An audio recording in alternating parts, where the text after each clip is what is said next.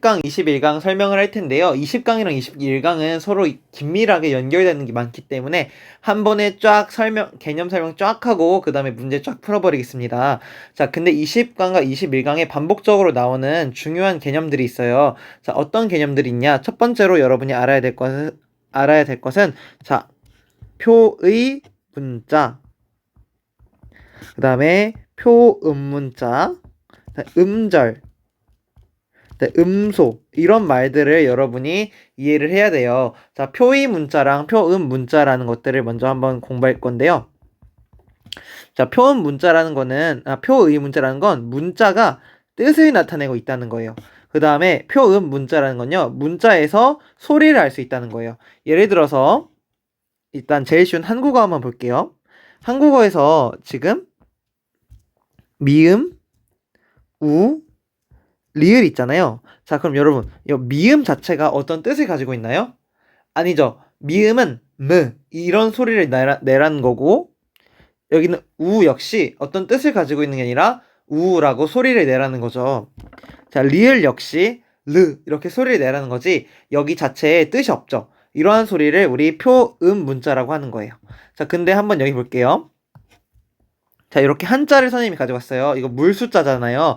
자, 근데 이 물숫자는요, 소리로 봤을 때는 중국어랑 일본어랑 국어가 다 소리가 다 달라요. 하지만 공통적으로 의미는 이렇게 어떠한 물이라는 뜻을 가지고 있는 거잖아요. 이것처럼 이렇게 한 문자가 기본적으로 소리가 아니라 뜻을 가지고 있는 것을 우리 표의 문자라고 해요. 자, 표의 문자의 대표적인 것은 한자가 되겠죠, 한자. 자, 그 다음에 이렇게 그럼 나머지 이런 한자가 아니라 여기 있는 일본어의 가나 문자죠. 가나 문자. 그 다음에 한글은 모두 다 소리를 나타내는 표음 문자가 되는 거예요. 자, 그러니까 쉽게 말하면은 표의 문자와 표음 문자로 나뉘게 되는 거죠. 자, 그런데요, 여기 있는 일본어에서는요, 여기 있는 이 하나의 문자가요, 미음만 뜻하는 게 아니라 이 전체의 한 덩어리를 가리키고 있죠. 여기 있는 이 한 글자 역시 지음만 뜻하는 게 아니라 해서 요 한 덩어리를 가리키고 있죠.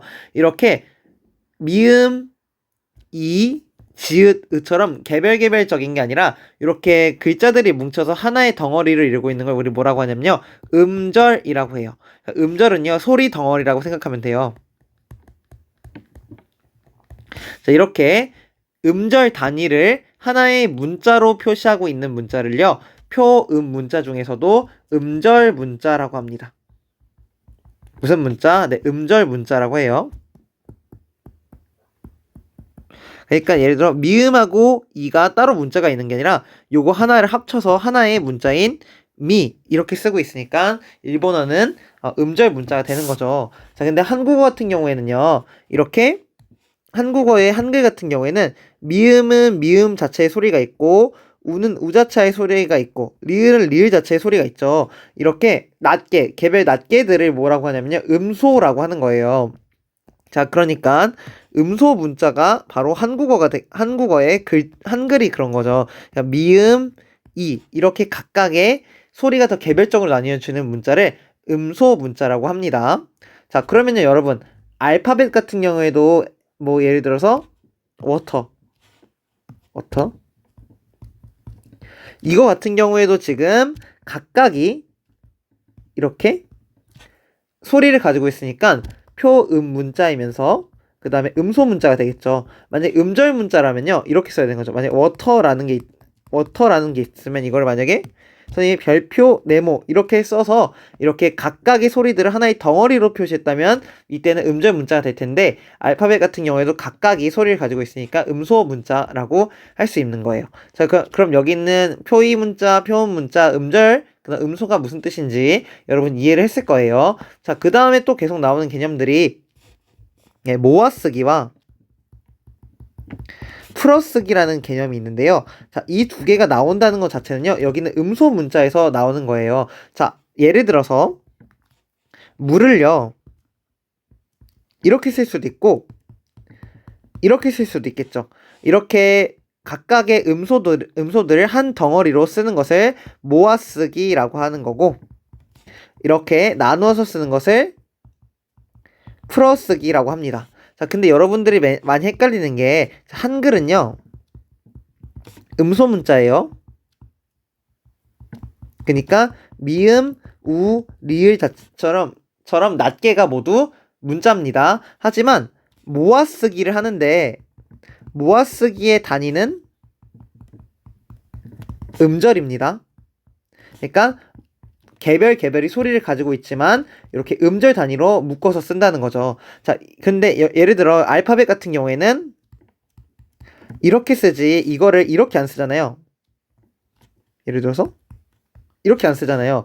만약 이렇게 덩어리로 썼다면 이거는 모아쓰기가 된 걸 텐데 이렇게 안 쓰고 각각의 음소들을 쫙 나열하고 풀어서 쓰고 있죠. 그러니까 영어는 지금 풀어쓰기를 하고 있습니다. 자, 그래서 지금 여러분들이 많이 헷갈리는 거, 한글은 음소 문자가 맞아요. 그런데 특이하게 영어와 다르게 모아쓰기를 하는데 그 모아쓰기 단위가 음절인 겁니다. 자, 음절 문자는 아닙니다.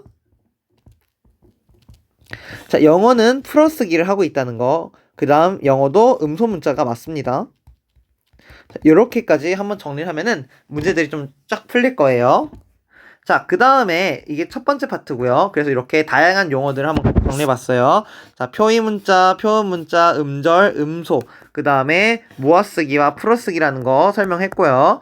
자, 그 다음에 한글의 특징이, 자, 한글의 특징으로 지금 4개가 나와 있는데요. 자, 요 4개는 선생님이 각각의 사례들을 보면서 풀어볼 거고요. 자, 요 4개는 지금 교과서에 있는 거기 때문에 여러분이 반드시 개별적인 사례랑 함께 공부를 하도록 해야 합니다. 자, 그럼 이제 문제를 쫙 풀어버리면서 개념이랑 적용 한번 해볼게요. 자, 아래 그림에서 설명해 있는 한글의 특성을 한 문장을 쓰시오. 자, 요거의 정답이 바로 한글은 같은 위치에서 소리나는 글자들의 모양이 비슷하다입니다. 자, 요거 베껴 적으면 돼요. 자, 이 문제의 정답은 한글은 같은 위치에서 소리나는 글자들의 모양이 비슷하다인데요. 자, 설명해 줄게요. 자, 지금 여기 니은, 디귿, 티귿이 있고요. NDT가 있습니다. 자, 지금 여기 보면요. NDT 같은 경우에는 이것도 대문자로 쓸게요. 자, 니은 같은 경우에는 여러분 어디서 나는 소리냐면요. 나라고 해서 이거 어떻게 했냐면은 설음이죠. 그러니까 혓소리입니다. 여러분이 실제로 발음을 해보면요. 혀가 모두 다 좀 잔인한데? 좀 다시 그릴게요, 쌤이.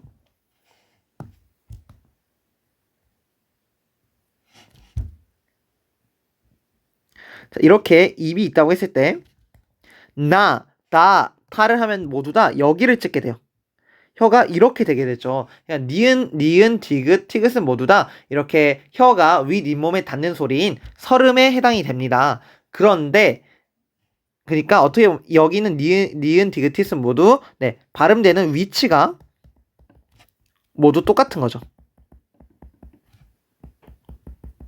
그런데 이렇게 발음 위치가 같다는 게 이렇게 보니까 모양이 서로 비슷하게 연결이 되어 있다는 거예요. 자, 그런데 발음 위치가 같으면서도 소리의 세기를 표현하기 위해서는 이렇게 추가적으로 선을 그어서 소리의 세기가 다르다는 것까지 표현을 한 거죠. 아, 그러니까 한글은 발음 위치가 같은 경우에 비슷한 모양을 하는 경우가 많다. 그런데 지금 반대로 봤을 때 영어에 있는 NDT는 모양이 서로 비슷하지가 않죠. 자, 그렇기 때문에 자, 한글은 같은 위치에서 소리가 나는 글자들의 모양이 서로 같진 않고 비슷하다. 이렇게 지금 정리를 하면 될 겁니다. 자, 그럼 1번 특징 모두 이해했죠? 자, 2번 특징 한번, 그 다음 2번 문제를 보면서 여기는 3번을 정리하겠습니다. 자, 3번의 정답은 한글은 적은 수의 글자로 많은 소리 표현이 가능하다입니다. 자, 글자 수는 적지만 많은 소리가 표현이 가능하다인데요. 여기 있는 만화를 선생님과 함께 비교하면서 어떤 내용인지 한번 살펴볼게요. 지금 이게 그림이 깨져서 선생님이 읽어줄게요, 그냥. 자, 여기 보면요. 한자는 여기 보면요. 이 여자애가 뭐라고 말하면 집에서 한자를 공부하는데 외워야 될 글자 수가 많대요. 자, 한자는 외워야 하는 글자가 많다고 합니다. 자, 그래서 어렵다고 이 남자는 지금 어렵다고 느끼고 있고요. 자, 여기 다음 거 보니까 5만 자 정도를 외워야 된다고 하네요. 자, 근데 그 다음 거 보니까요. 그 다음 만화에는 뭐라 되어 있냐면 한글은 자, 여기 보면요. 소리를 나타낸 문자로 되어 있네요. 자, 한글은요. 자, 소리를 나타내는 문자고요.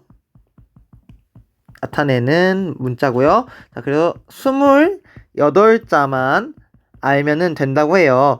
그래서 여기 보니까 여기서도 말소리를 그대로 기호로 나타냈다. 이렇게 되어 있잖아요. 자, 그러니까 배우기가 이건 어렵다. 쉽다. 이렇게 지금 만화의 내용을 요약할 수 있는데요. 자, 한번 생각해 볼게요. 지금 예를 들어서 물이라는 단어랑 또 뭐가 있을까요? 만약에 룸이라는 이거 한국어는 아니지만 룸이라는 단어가 있다고 해볼게요. 자, 그러니까 이거 같은 경우에는 워터라는 뜻이고요. 이건 방이라는 뜻이잖아요. 그럼 이 두 단어를 나타내는데 필요한 문자는 총 3개만 있었으면 됐어요. 그쵸? 자, 그런데 만약에 물을 한자로 나타내기 위해서는 이런 단어를 외워야 되고 룸이라는 단어를 외우기 위해서는 또 요런 단어 이건 문이죠. 예를 들어서 룸은 이렇게 써야 되겠죠? 자, 룸이면 이렇게 방자 이런 한자를 외워야 될 거예요. 자, 그러니까요. 한자는 표의문자이기 때문에요. 각각의 단어마다 한자를 새로 외워야 돼요. 자, 근데 한글은 28개를 이렇게 돌아가서 쓰면은 생각보다 더 많은 단어를 만들 수 있는 거예요. 선생님 또 예시 하나만 더 들어볼게요. 예를 들어서요. 미음하고 아랑 기억만 있다고 하면은 한글은 3글자로 뭐 예를 들어 감도 만들 수 있고요. 그 다음에 또 막이란 것도 만들 수 있고요. 또 뭐도 만들 수 있나요? 네, 가마 이런 것도 만들 수 있고요. 마감 이렇게 여러 가지를 이 3글자 갖고 만들 수 있어요. 자, 그런데 만약에 한문이라면요. 여기 감에 해당되는 한자를 만들어야 되고 또 막에 해당되는 이런 한자도 이거 정확히 기억이 안 나네요. 이런 한자도 만들어야 되고 가마에 해당되는 한자도 만들어야 되고 마감에 대한 한자도 만들어야 되는 거예요. 자, 그러면 지금 한글 같은 경우에 3개 가지고 이렇게 수많은 걸 만들 수 있겠지만 한문 같은 경우엔 그거에 해당되는 한자들을 다 만들어야 되기 때문에 그만큼 수많은 한자들 총 몇 개? 네, 5만 개를 외워야 되는 거예요. 한글은 몇 개? 28개를 외워야 되는데 자, 그러면은 여기 있는 뜻이 뭔지 이해가 되겠죠? 한글은 적은 수의 글자로 많은 소리의 표현이 가능하다. 그래서 어떻다? 네, 쉽다. 이렇게 정리하면 될 겁니다. 자, 그 다음 보겠습니다. 자, 3번 가쓰기 방법이 낯쓰기 방법에 비해 큰 장점. 이거는요, 지금 모아쓰기 하고 있고요. 이거는 풀어쓰기 하고 있습니다. 자, 그래서 이걸로 가지는 장점 뭘까요? 딱 눈에 띄네요. 그쵸? 딱딱딱 눈에 띄니까 정답은 몇 번일까요? 그쵸? 4번이겠죠? 만약에 이렇게 되어 있으면 이게 뭔지 우리가 예측해서 이거구나 생각해야 되는데 이렇게 눈 딱 이렇게 쓰니까 읽기 편하고 의미를 파악하기도 쉽겠죠. 자, 그래서 요게 바로 한글의 4번째 특징. 자음자와 모음자를 음절 단위로 모아서서 읽기 편하고 의미 파악이 쉽다. 자, 음절 문자가 아니라 음절 단위로 모아서 쓴다는 거예요. 음소 문자지만. 자, 그래서 의미 파악하기가 쉽다. 자, 그래서 3번 풀어버렸고, 자, 4번 풀어보겠습니다. 자, 똑같은 건데요. 이거 더 읽지 않겠습니다. 여기 보면 한자와 한글의 차이점을 한 문장으로 쓰는데, 자, 한자는 그럼 뭐예요? 네, 한글과 달리 차이점 쓰라고 했으니까 이렇게 써야 되겠죠? 한글과 달리 무슨 문자다? 네, 표의 문자다. 그래서 어때요? 네, 뭐 외울 게 많고 어렵다 이렇게 쓰면 되겠죠. 자, 5번 보겠습니다. 자, 아래 그림에서 설명하고 있는 한글 특성. 자, 이것도 선생님이 한번 정리해 줄게요. 자, 아빠, 아기, 가족 하면 모두 다 여기에 아가 들어가 있고요. 자, 모두 이건 똑같이 아 소리가 납니다. 자, 근데 여기 영어에서 father, 그다음 baby, 그다음에 family 이런 단어가 있으면요. 자, 여기 있는 아는 father 이렇게 되는데 베이비 할 때 아는 애로 읽겠죠. 그 다음에 패밀리 할 때 fe도 지금 어떻게 읽어요? 이거 이렇게 쓰나요? 보통 이렇게 쓰니까 지금 같은 A인데도 아, 에 이렇게 해서요. 소리가 다 각각 다르게 나죠. 자, 그래서 이것을 통해서 알 수 있는 한글의 특징은 어딨죠? 네, 요겁니다.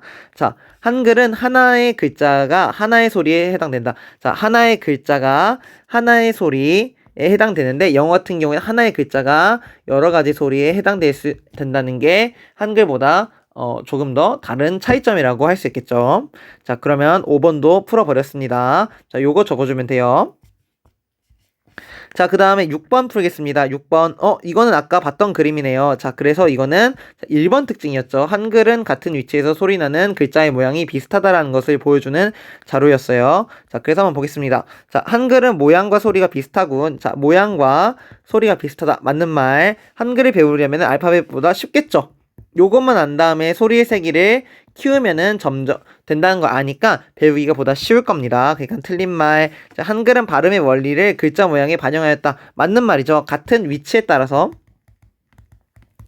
자, 같은 위치라면요. 모양이 대충 뭐 이런 식으로 생겼음을 알 수 있고요. 그 다음에 또 어떤 것도 할 수 있죠. 발음의 원리 중에 소리의 세기가 점점 커진다는 것은 여기 있는 이것을 보고 다 알 수 있는 거니까 발음의 원리가 글자의 모양에 반영되었다. 맞는 말입니다. 자, 한글은 알파벳보다 글자 수가 적어서 소리를 적을 때 제약이 있겠군. 아니겠고요. 알파벳은 같은 위치에 소리나는 글자가 아닌 경우에 글자의 모양이 다르군.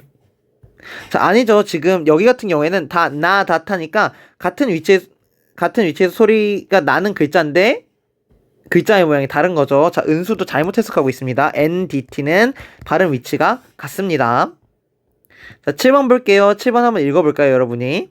자, 여기 보면은 모아쓰기 방식이다. 그 다음에 또 어떤 단어가 있죠?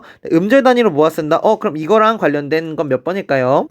네, 정답은 3번이겠죠. 자음자와 모음자를 합쳐 음절 단위로 모아쓴다. 자, 여기 있는 내용들만 여러분 정확하게 알고 있으면요. 문제들은 거저 풀 수 있습니다.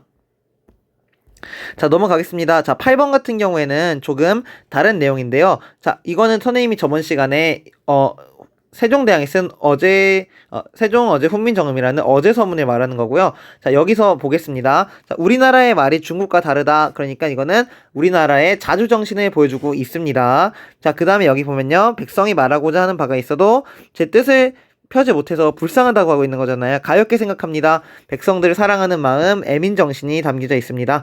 자, 그 다음에 쉽게 익혀서 날마다 쓰는데 편하게 한다. 매우 실용적인 걸 알 수 있습니다. 정답은 1번, 3번, 4번입니다. 자, 넘어가겠습니다. 자, 9번 이거 아까 봤던 모아쓰기의 자료였습니다. 자, 그럼 몇 번? 여기 자, 가는 자, 모아쓰기고요. 나는 풀어쓰기입니다. 자, 알파벳은 풀어쓰기라고 했으니까 나 맞는 말. 가의 방법이 나보다 가동률. 자, 가동률. 이거는 가능하다. 읽기가.